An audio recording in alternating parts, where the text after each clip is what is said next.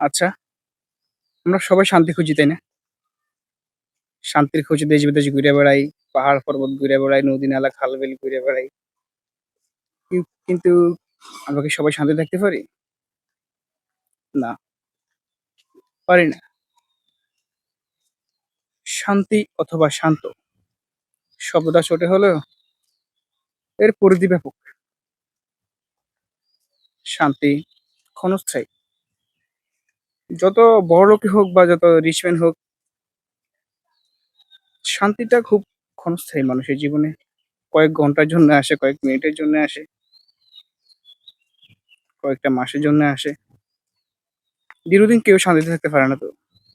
শান্তির খোঁজে অনেকে দেশ-বিদেশ ঘুরে বেড়ায়, বহু টাকা খরচ করে কিন্তু শান্তি থাকতে পারে না। পারে কয়েক ঘন্টা, কয়েক সপ্তাহ, সর্বোচ্চ ১ মাস। খুব বেশি তো না। মানসিক চাপ, মৃত্যু ছাড়া কোনো শান্তির পথ দেখি না।